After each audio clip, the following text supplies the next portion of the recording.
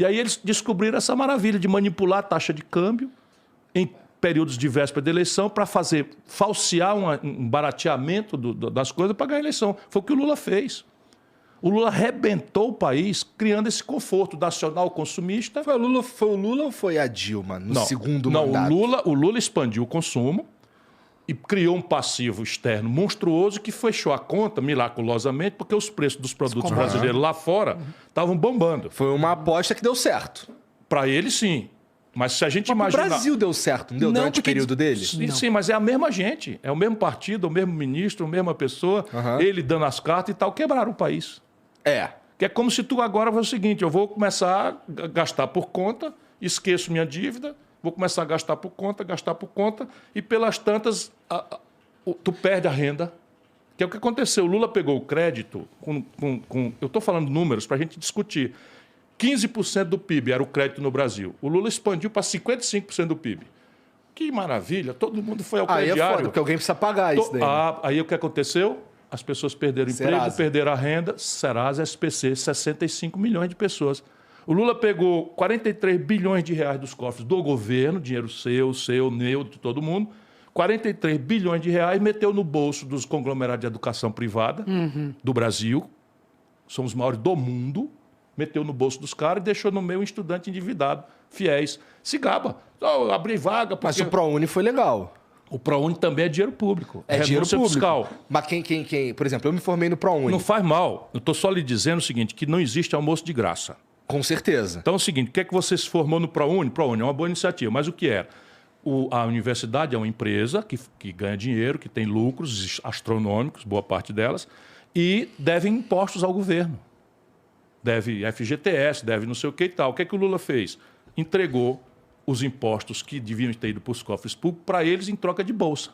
Resultado, explodiu no Brasil Arapuca, privada, e EAD, esses tudo bem, um camarada, você acabou de dizer, não, eu me formei com o ProUni, legal para você. Agora, e o dinheiro que tiraram da saúde pública? Mas o dinheiro do ProUni, ele vem de... De renúncia fiscal. De renúncia fiscal. Mas assim, para mim, parece... Analisando do jeito burro e leigo, parece ser um jeito rápido de colocar o brasileiro na faculdade sem precisar construir novas universidades. Perfeitamente. Agora, a questão básica é, isso se sustenta? Isso é uma pergunta que precisa ser feita mesmo. Não, mas então, qual é a característica? Poderia usar na educação de base também, porque acho que foi uma coisa também... Qual é a característica? Eu não sou contra, eu estou fazendo uma análise de um modelo que criou uma falsa sensação de conforto, que é essa memória afetiva, e que cobrou depois um preço muito amargo. O país quebrou. A conta veio. Então, a expansão do crédito virou inadimplência das empresas e das famílias. 77,8 de cada 100 famílias brasileiras, estatística permite você fazer 0,8 famílias, mas assim, 77 de cada 100 famílias estão endividadas com recorde de endividamento. Ciro, e esse consumo, na época, conseguiu ser convertido, por exemplo, para um aquecimento da nossa indústria? Não, tudo importado. Esse Destruir a indústria brasileira manipulando a taxa de câmbio.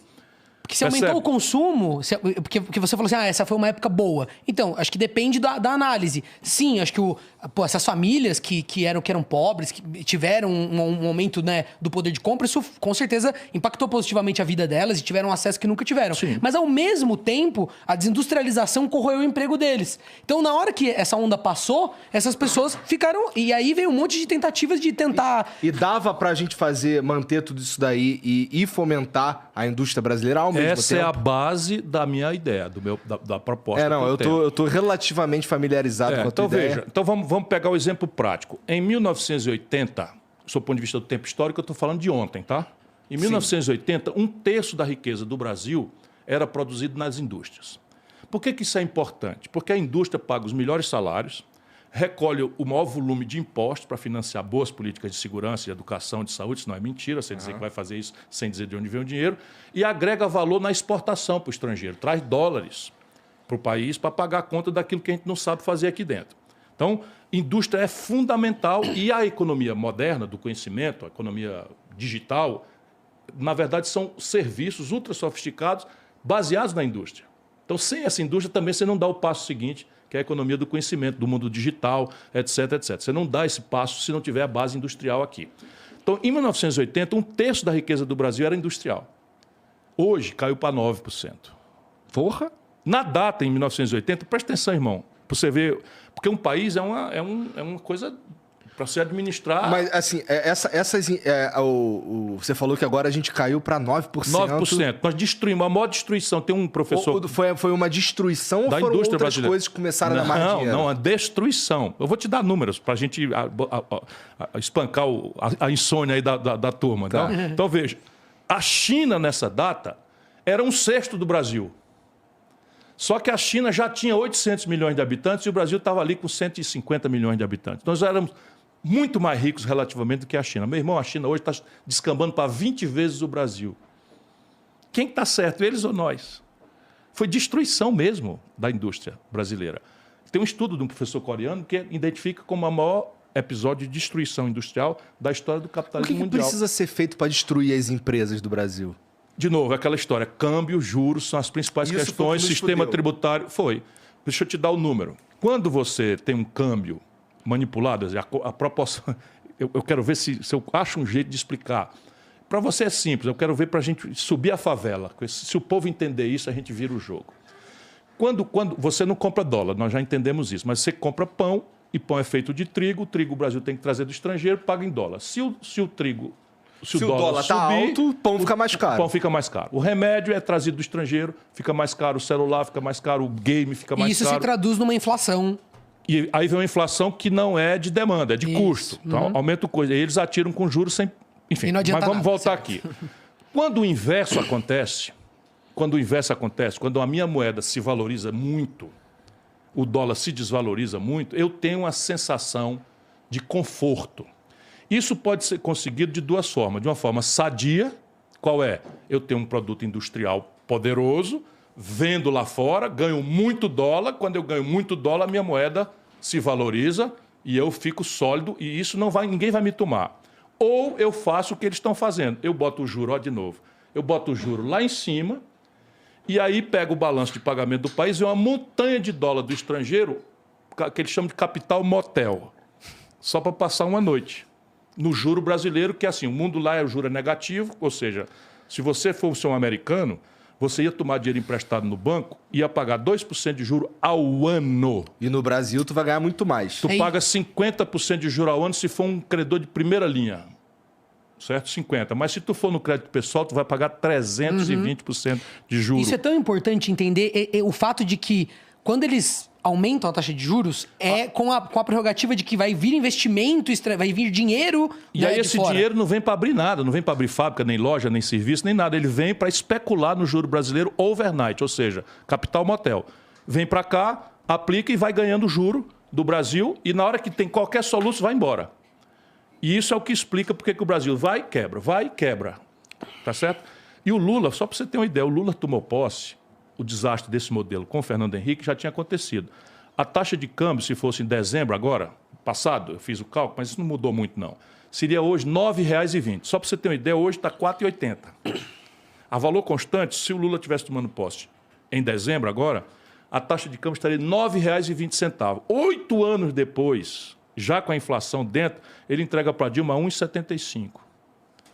Ou seja, aloprou, a moeda brasileira se valorizou como nenhuma outra moeda do mundo. Por quê? Porque o Brasil aumentou a exportação, porque isso aqui. Não, juros altíssimos, capital motel aqui dentro. Artificialmente, nossa moeda se valorizou, todo mundo ficou mais barato sair de São Paulo para Miami do que ir para Fortaleza, todo mundo comprando um celular, todo mundo se endividando, não sei o que e tal. Veio a Dilma e quebrou. Mas calma, ao mesmo tempo disso... Que essa é a chave. Ao mesmo tempo disso, acontece um processo por causa da tributação, como ela é feita, e dos juros altos, das empresas e as indústrias irem se desfazendo. Sim, porque o juros está tão alto, vai passando os anos. Se o importado fica mais barato, o seu não compete. Você tem problemas, como ele está falando, sistema tributário caótico, que é o mesmo. E aí você tem aberrações. Aberrações assim, tipo, no mundo, você tributa mais progressivamente os ricos e menos os pobres. No Brasil é justamente o inverso. Hoje, no Brasil, sem que as pessoas saibam, uma cidadã diarista que está saindo da favela para cumprir uma jornada de trabalho aí informal, sem carteira assinada, usa o celular, 40% da conta dela é imposto. E um super rico não paga nada. Não, e assim, é muito mais cruel também, porque assim, você está falando de uma conta de celular, mas comprar um shampoo, Sim. eu vou pagar o mesmo imposto que o cara que tá fudido pra caralho. Por isso que o mais eficiente seria a gente... Porque eu entendo que quando o imposto... Tem jeito essa porra? Claro que tem. Tem que ter, porque o que acontece? Já é feito em outros países, tá entendendo? Essa questão de colocar o imposto muito no consumo, e aí depois na hora de tributar o lucro, que a gente não tributa das empresas, faz o quê? Até do ponto de vista de quem tá empreendendo, você fala assim, não, eu não vou ficar comprando computador, não vou ficar comprando... Eu não vou enriquecer o serviço que eu presto. Eu vou querer tirar tudo limpo, o máximo possível, sucateando o serviço, fazendo o mínimo. Porque daí eu tiro tudo limpo, e aí nisso não incide o imposto... Né? No lucro, e eu vou embora com o meu dinheiro. É que assim, eu entendo esse pensamento. Não acho que. Eu espero que ele não seja tão comum quanto a gente está fazendo parecer. É uma coisa inconsciente. Tecnicamente, essa é a grande chave do Brasil. Tecnicamente, não tem mistério. E eu chamo em meu socorro duas coisas que podem ser conferidas. Qualquer pessoa que esteja aí duvidando e tal.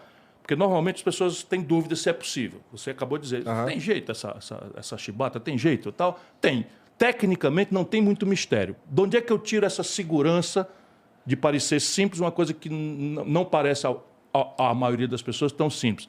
De duas coisas, a literatura, né? E as melhores práticas internacionais. Então, ao invés de eu inventar a roda... Mas e vontade política, aí vem o problema. O nosso problema é a política.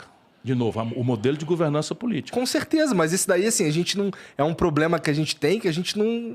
Caralho, eu não acho que a gente vai mudar essa porra. Vamos dizer que você ganha a eleição agora. Pronto. Não muda. Qual é a proposta? Muda. Não muda. Quer ver? Vou te dizer não muda como. Porque tu vai ter que enfrentar tanta gente lá, cara. Não tem problema. Deixa eu te dizer... A única coisa, eu acho que se o Ciro for eleito, como ele fica falando disso o tempo todo, no mínimo vai ter uma massa de pessoas, uma certa representatividade na sociedade. É o que eu tento acreditar. Porque esse é o pensamento...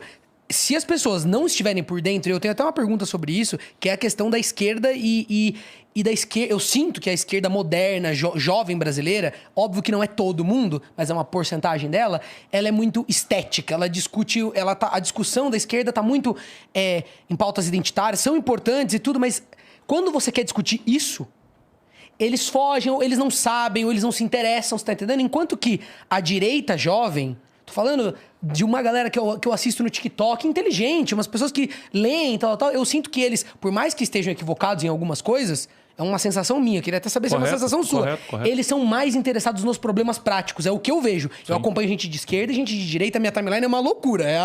Sabe? É um retrato da democracia, porque tem de tudo. As pessoas de direita, elas estão falando, equivocadamente muitas vezes, eu acredito, mas estão querendo entender. Pô, mas por que o Brasil... O que tá acontecendo? Tô falando da juventude bem intencionada, né? Não dos...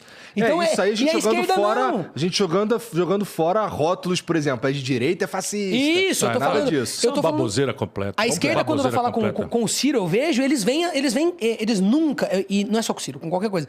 Eu sinto que hoje em dia, é uma crítica minha, e eu não encontro pares muito pra falar, gente, a gente tem que ser uma esquerda consciente de saber que o problema do Brasil, tudo bem, é moral, é ético, tem a questão identitária que enfim, que é importante. Mas o Brasil tem outros problemas. Mas, gente, como que a esquerda não tá vocalizando o problema absurdo de ter uma elite vivendo de uma taxa de juros que não é praticada no planeta inteiro? Ah, não, mas a esquerda tá preocupada. Por quê? Porque isso...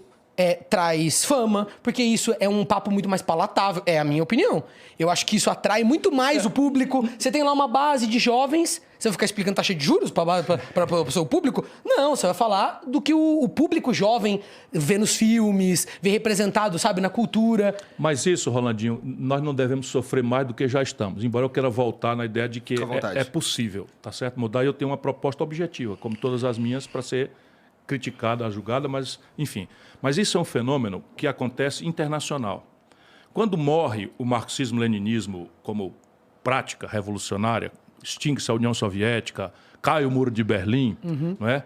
Você tem uma desmoralização daquele manual do revolucionário, que bastava você aprender ali 4 slogans e você tinha uma segurança religiosa. Eu sou dessa geração. Eu era crítico, mas para ser crítico eu tinha que estudar. Eu tinha que ler Karl Marx, eu tinha que entender aquela porra difícil pra cacete, que é um livro difícil de entender e perguntar aos professores, para ser crítico. Porque era uma geração que era induzida a aprofundar se tivesse interesse no apetite da militância. Hoje os caras não concordam, não lê e foda-se. E foda-se, e acabou, e pronto. Não tem gente que diz que a Terra é plana e acabou. Pronto. Esses são os tempos. Mas é o terraplanismo econômico. Mas eu só quero dizer o seguinte, então no mundo o que acontece? Cai isso e simultaneamente emerge no Oriente um produto industrial altamente tecnológico, também que era monopólio do Ocidente, do Atlântico Norte, Estados Unidos e Europa Ocidental. Só que esse produto europeu vinha onerado, porque ali era o teatro da Guerra Fria. Ali é que as ogivas nucleares estavam apontadas. Então está aí essa porcaria acontecendo de novo, que a Europa não aprende nunca. Estava ali. Então eles desenvolveram uma espécie de sincretismo entre o socialismo e o liberalismo, o capitalismo, que é a social-democracia, o welfare state. Para que esse welfare, o estado de bem-estar social, oferecesse equidade, que era o grande apelo ideal do socialismo, era, conciliando com a iniciativa privada, era preciso financiar isso. E esse financiamento ficou muito caro. Quando eles não tinham competição pelo imperialismo, agora estava revendo um filme da colonização inglesa ou da colonização francesa na África, ou da colonização alemã, italiana, até muito pouco tempo. Então eles supriam com isso. Quando acabou o imperialismo, pelo menos explícito, e emerge um produto oriental desonerado dessa cunha fiscal, nasce o neoliberalismo. Isso é tudo problema deles, não tem nada a ver conosco aqui dentro. Só que a esquerda brasileira, lê-se PT, tem um chefe que não lê, não estuda, não gosta de quem lê, nem gosta de quem estuda. Ele acha isso uma coisa deplorável. A visão de mundo do Lula é a apologia da ignorância. Isso é uma tragédia. E aí fica todo o pensamento acadêmico, os cientistas, os jovens, os intelectuais, etc., os artistas, todos replicando pelo ideário simbólico de um operário que veio retirante do sul, do Nordeste e tal, e o mundo foi mudando de forma sofisticada e a gente imitando, no melhor hipótese, isso que você está falando. De onde é que nasce isso? É da esquerda do Partido Democrata Norte-Americano, que não podem discutir mudanças estruturais no modelo, não é? E então tem que dar um ideário para quem tem espírito de solidariedade com os mais fracos, os desvalidos. Então vem toda essa agenda identitária. Copiaram com casca e tudo e aqui dentro colidiram com a moral popular de uma forma chocante. Ou seja, não existiria o Bolsonaro se não fosse esse grosseiro equívoco que está se repetindo. O Bolsonaro, se fosse julgado como um presidente, a inflação explodiu na mesa do pobre. Você não tem ideia, um quilo de carne de segunda está chegando perto de R$50. Ou se eu tenho ideia. Tem ideia, pô. Pois é. Percebe? A população, 38 de cada 100 trabalhadores brasileiros estão ganhando menos do que o salário mínimo. E o salário mínimo brasileiro só perde em valor de compra para o da Venezuela. E a cesta básica em 1.100. Comendo o salário mínimo quase todo. Percebe? Então, é um desespero. E esse ideário, essa discussão maluca, não diz nada para o povo. Nada. Para a pessoa que está com... Não, que está ali povo. Faltando arroz, faltando carne. Negócio de sistema de impostos. O cara que circula em São Paulo de helicóptero, de jatinho, ou desce para a Baixada Santista para pegar um iate, uma lancha, não paga nem um